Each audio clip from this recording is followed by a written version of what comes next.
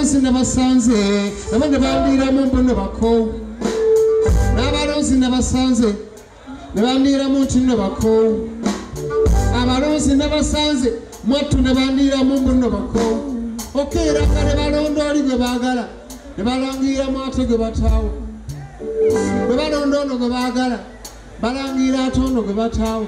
Alright, what's up ladies and gentlemen, how you doing? We are back again with another brand new episode. Of course, ebifuzi finally ebifuzi bya Uganda bya wedding okulonda kwabaddewo this week byasembyeyo twagala okujaguza oba okwebaza okulisa omwami gwe bayita Mathias Walukaga ono yawangudde obwa meya mu bitundu by'Ekyengera, okay? Waliwo n'omwami gwe bayita DJ Jacob Omutuuze because bano ali popular and famous abawangudde mu kalulu kano akasembyeyo bamanyika batutumufu.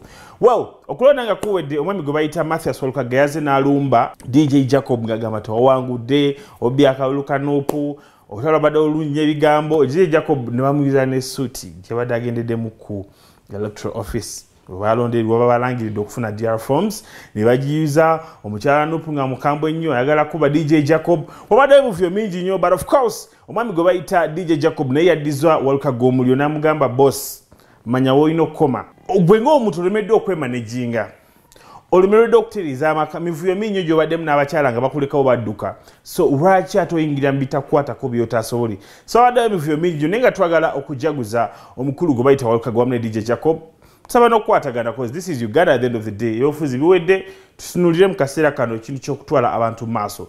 Right now twagala tuddeko omukulu Mathias Walukaga omwami ono omwaka ogwa 2020 before coronavirus alina video gye yakola ng'agamba eno yamuviirako okwenyigira mu byobufuzi bya Uganda, yamuviirako okwenyigira mu bukulembeze agambe kanjoininga politics. Mu kavidiyo kanene we yali aperformingira ku luguudo lw'Entebbe Road mu kifo ekimu yalaga obutali bumativu engeri abakulembeze baffe gye bakwatamu ebintu ebimu gye batambuzaamu emirimu gy'eggwanga n'obutabalansinga mirimu. Katulabe vidiyo eno.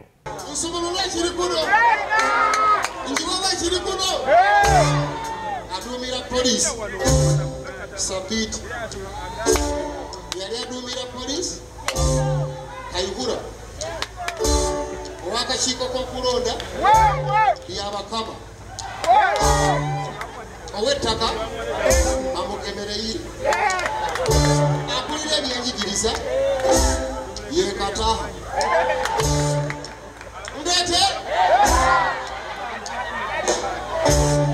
Saba Minister Yerugunda Mwogezi wa Makomera Yembayine Wanyi Mwogezi wa Makomera Yembayine Akulira Yunula Kajino. Era omwaka oguwedde omwami ono twamusanga offices za NUP ekamocha natowa ensonga lwaki yakola akayimba bakowu nagamba akayimba kaneno kalaga ku situation ku mbeera bannayuganda gye bayitamu, embeera gye babeeramu everyday like gye bayitamu everyday gye babeeramu mu bulamu obwa bulijjo. Omwami ono twamusanga n'atubuulira ebintu bingi nnyo era n'akakasa nti si wakudda mabega wakulemera ku NUP wakufiira ku Bobi Wine kuba ali ku side ey'abantu.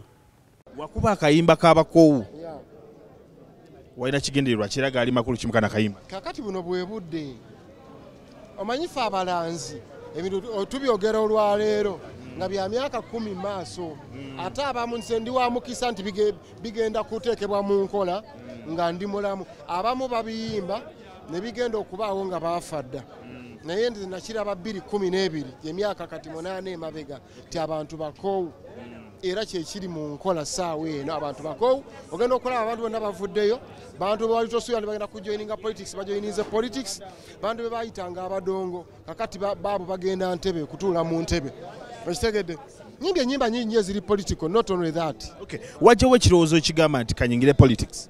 I started composing and singing political songs like 15 years back.